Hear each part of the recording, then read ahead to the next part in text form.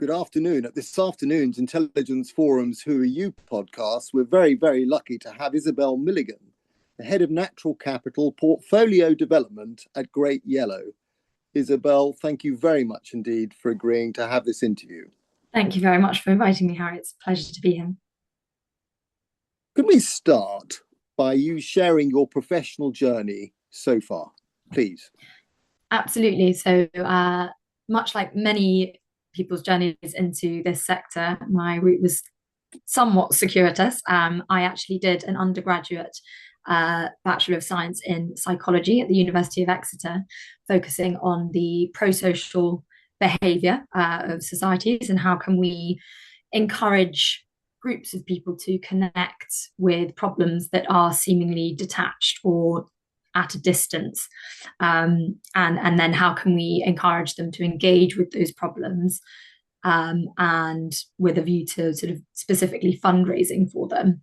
So I was really kind of focused in on that way of thinking, and then went to work for a number of rewilding and wildlife conservation NGOs, focusing, as my undergraduate degree had, on how can we design campaigns that enable people to relate to a problem that's far away or disconnected, and with the aim of fundraising for these projects. And at the time, the concept of natural capital did exist and it was gaining traction. This was maybe 8 or 9 years ago now. But as a mechanism for funding restoration or conservation initiatives at scale, it wasn't really established.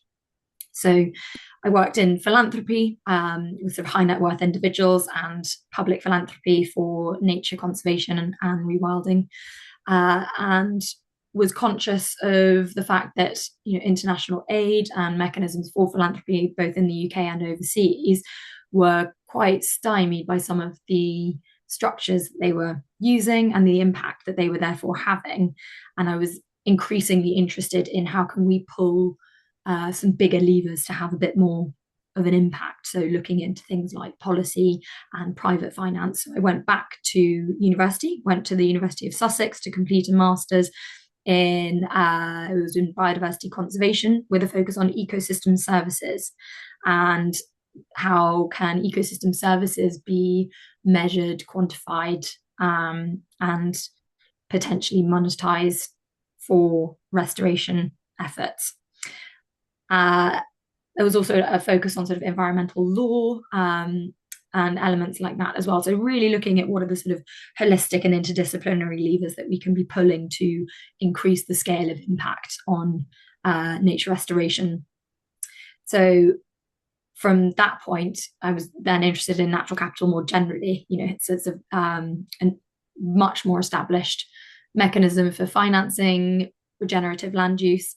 So when I finished that master's, I went to an organisation that was monetising natural capital for UK estate and landowners and farmers so that they could fund more regenerative land use practices.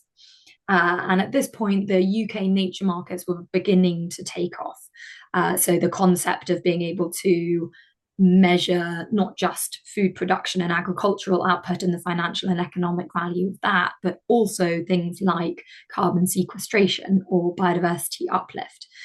And we were sort of measuring these portfolios and presenting this sort of portfolio opportunity to potential investors.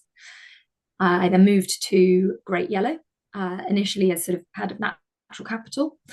And that was near enough 2.5 years ago now. And I think it was the fifth employee to join, and we're now at 42.5 years on. So it's grown incredibly quickly, and I'm really pleased to say that the mechanisms that we're generating and the impact that we're generating using blended finance, but really attracting scaled private finance into nature restoration, it's growing a lot, and that's a really exciting time to be involved.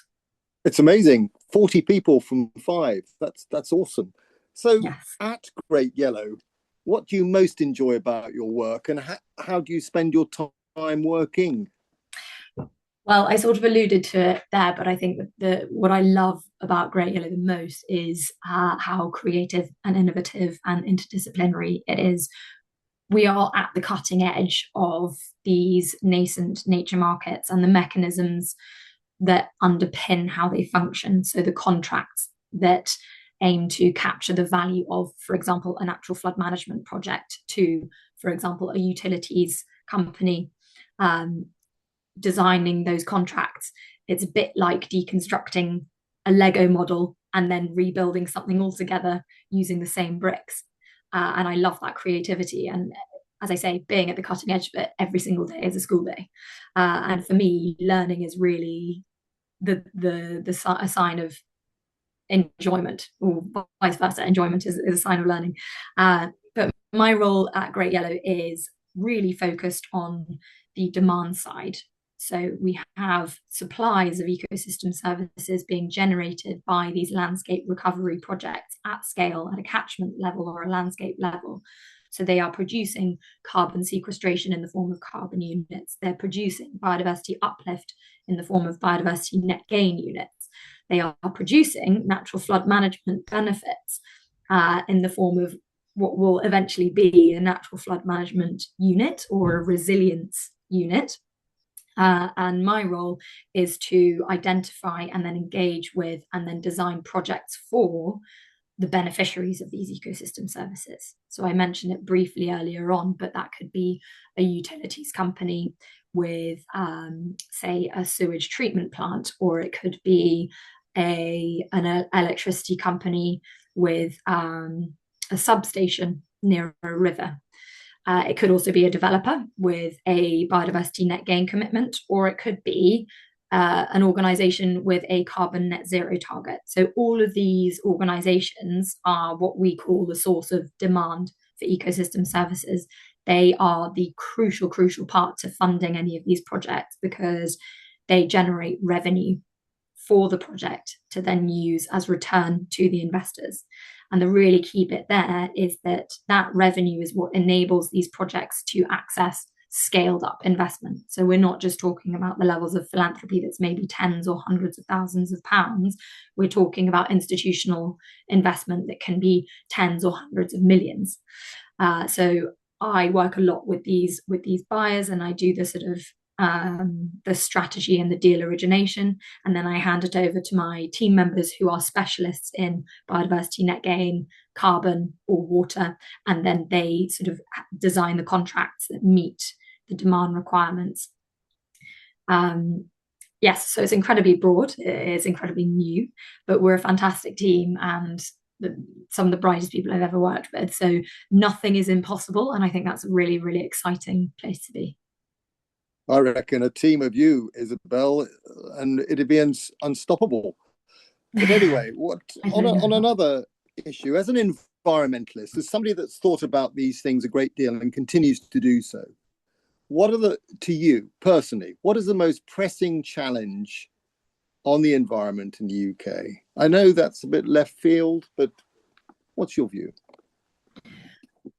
I think really there are a few challenges, I would say, but as there are if you're creating any new market, when renewable energy came along, that was a brand new market and there were lots of teething problems there, and 20 years on we're really only established now in renewable energy markets. But I think for me, and I'm biased because this is what comes into my work mostly, but it's we look at these issues of sort of flooding, drought, biodiversity loss, poor health, lack of food security. We look at them and then address them in silos.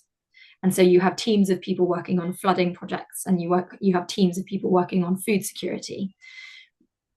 The way that nature works is in networks and teams, and if we translate that into finance speak, in portfolios. So all of these things on the surface may look like they're distinct and not connected, but actually when they are connected and when they operate interchangeably, they function at their best. So I think for me, the biggest challenge, but also therefore the biggest solution, is looking at this in a portfolio way. So for example, from an investor's point of view, if you're investing in landscape recovery at scale, if there is only one revenue stream coming from that project, that makes it quite a risky investment. However, if you are looking at an entire landscape and valuing it for all of the ecosystem services that it is producing, and then you end up with a portfolio of revenue streams, that is then a much easier investment to make because you can balance that risk across the portfolio. So the last question for today, I mean, when you look at the previous industrial revolution, would you say that we're in the middle of a second industrial revolution in the world of all things green? And do you think that's an amazing opportunity?